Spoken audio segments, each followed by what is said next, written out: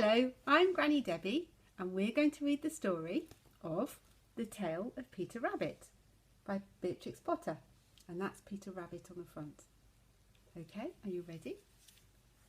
Once upon a time there were 4 little rabbits and their names were Flopsy, Mopsy, Cottontail and Peter.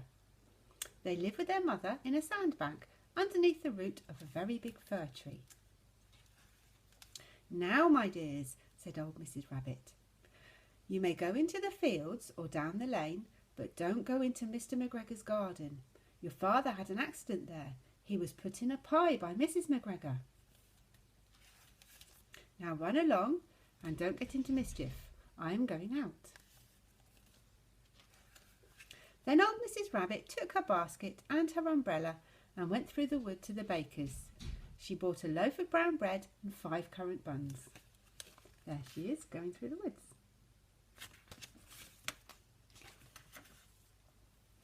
Flopsy, Mopsy and Cottontail, who were good little bunnies, went down the lane to gather blackberries. But Peter, who was very naughty, ran straight away to Mr. McGregor's garden and squeezed under the gate. There he is, squeezing under the gate. First he ate some lettuces, and then some French beans, and then he ate some radishes. And then, feeling rather sick, he went to look for some parsley. And there he is feeling poorly. I think he's eaten too much. But round the end of a cucumber frame, whom should he meet but Mr. McGregor? Mr. McGregor was on his hands and knees planting out young cabbages, but he jumped up and ran after Peter, waving a rake and calling out, "Stop, thief!" There he is, looking ever so angry. Peter was most dreadfully frightened.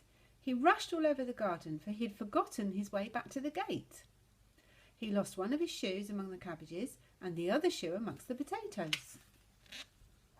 After losing them, he ran on 4 legs and went faster, so that I think he might have gotten away altogether if he had not unfortunately run into a gooseberry net and got caught up by the large buttons on his jacket. It was a blue jacket with brass buttons, quite new. Peter gave himself up for lost and he shed big tears. But some friendly sparrows, who flew to him in great excitement, implored him to exert himself. Mr. McGregor came up with a sieve. He intended to pop it upon the top of Peter, but Peter wriggled out just in time, leaving his jacket behind him. There he is, rushing out. And he rushed into the tool shed and jumped into a can. It would have been a beautiful thing to hide in if it had not been full of water. Oh dear, there he is in a can of water. Mr. McGregor was quite sure that Peter was somewhere in the tool shed, perhaps underneath a flower pot. He began to turn them over carefully, looking under each. Presently Peter sneezed. Ka-choo! Mr. McGregor was after him in no time. And he tried to put his foot upon Peter, who jumped out of the window, upsetting 3 plants. The window was too small for Mr. McGregor, and he was tired of running after Peter, so he went back to his work. There's Peter jumping out.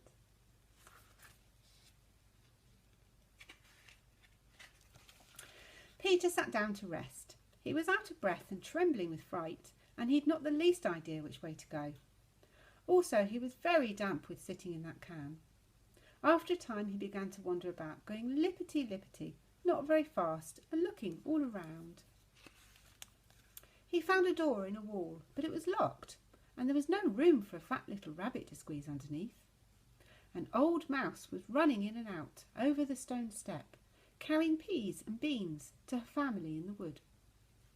Peter asked her the way to the gate, but she had such a large pea in her mouth she couldn't answer. She only shook her head at him, and Peter began to cry. Poor Peter. Then he tried to find his way straight across the garden, but he became more and more puzzled. Presently he came to a pond where Mr. McGregor filled his water cans. A white cat was staring at some goldfish. She sat very, very still, but now and then the tip of her tail twitched as if it was alive. Peter thought it best to go away without speaking to her. He'd heard about cats from his little cousin, Benjamin Bunny.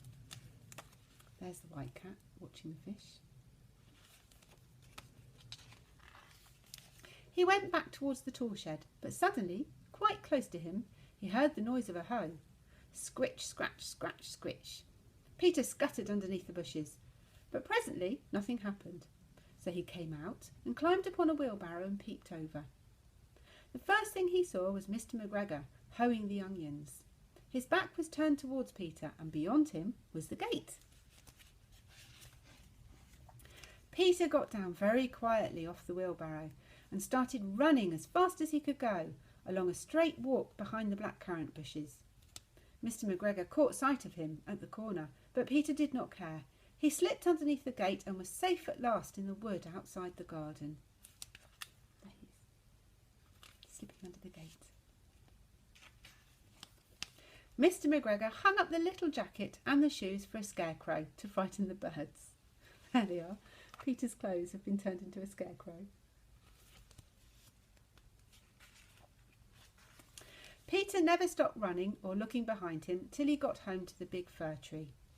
He was so tired that he flopped down upon the nice soft sand on the floor of the rabbit hole and shut his eyes. His mother was busy cooking. She wondered what he had done with his clothes. It was the second little jacket and pair of shoes that Peter had lost in a fortnight. I am sorry to say that Peter was not very well during that evening. His mother put him to bed and made him some chamomile tea. She gave a dose of it to Peter, 1 tablespoonful to be taken at bedtime.